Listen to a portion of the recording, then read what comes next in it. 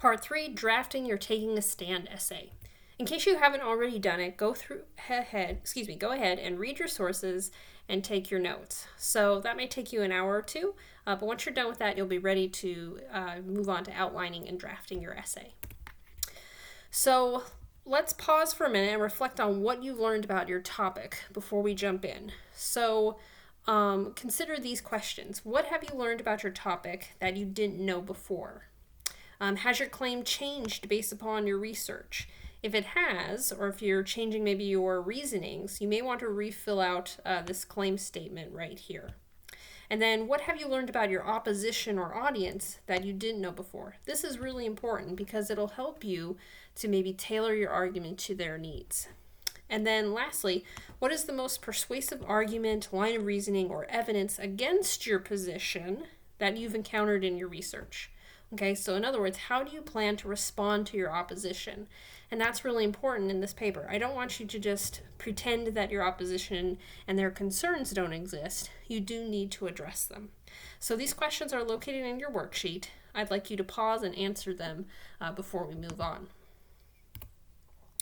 All right, so in your essay, a good basic persuasive essay or taking a stand essay is going to do some is going to do these things. All right, basically you're going to introduce the topic and the problem to gain your reader's interest. And then you're going to state your main claim or your thesis, okay? You need to also supply some historical background or an overview of this situation so that readers understand what's at stake and what's controversial about this topic. Then fourth, present your points, reasons, and evidence to support your claim. And then fifth, refute your opposition. Explain why they have it wrong or why you disagree with them, okay? Reaffirm your main point, and then leave the reader with something to think, feel, or do. Sometimes we call that a call to action. All right, so all these points are going to be put into your paper in different ways, okay? And I'll show you kind of the general outline and then how you can customize it for what you want, okay? And like I've always said, I'm using the 5-paragraph essay model, but you don't have to follow it. Your paper can be 6 paragraphs or 4 paragraphs. Whatever works out will likely be fine. All right, so for these first 2 points, introducing your topic and stating your claim or thesis, these should always be in your introduction, right in that first paragraph.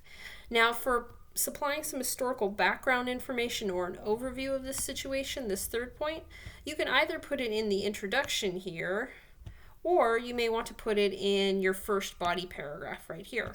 So it's kind of up to you on that one. Now, fourth, present your points or reasons. This is going to make up the body of your paper right here. Now, for refuting your opposition, you have a couple options for this one. All right, I think you can either put it kind of in your introduction or maybe within this first body paragraph here. And if you did that, you might introduce it this way. In the remainder of this essay, I want to show why this claim or concern from my opposition is invalid or not warranted. Okay, that's one option. Or you can do it in your last body paragraph. And if you do that, then this could be how you introduce your opposition. You could say, some may object to what I've said and say blank. Fill that in with what your opposition would say about the evidence you've given. But I believe that my evidence and my reasoning is sufficient to overcome this objection because of blank. So this could be the point where you kind of lay out your most supportive point, or what you really think is like the big gun. This kind of clenches it. This is the best evidence I have, kind of thing. All right, so it's up to you where you refute your opposition, but you do need to refute them at some point in your essay. And then lastly, for your conclusion, you basically reaffirm your main point and leave your reader something to think, feel, or do. So what I might recommend at this point is go ahead and pause this video and look at this kind of overall outline here and customize it for what you want to do for your essay. Now, I will say one other thing about how you treat your opposition, since you do need to refute them, is basically treat them fairly, okay? Explain their position and evidence in a tone that they would agree with. A lot of times, how we get others to agree with us is by our tone and how we treat the opposition. If we're automatically dismissive of them and rude of them, people are a little less likely to look on our view as favorably. So you can sometimes become more persuasive by treating your opposition respectfully. All right, second thing, focus on refuting the main claim you disagree with, not necessarily always the group of people with that claim or the individuals, but just stay focused on that claim and on that argument. All right, third, give the reader an idea of why the opposition believes their claim or position is correct. Okay, don't be dismissive at it. Everyone has some underlying warrants, like we talked about last week, those values or beliefs that inform why they are holding on to this position.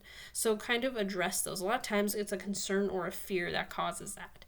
So addressing that kind of shows that you are very informed about the topic and issue and that you understand it.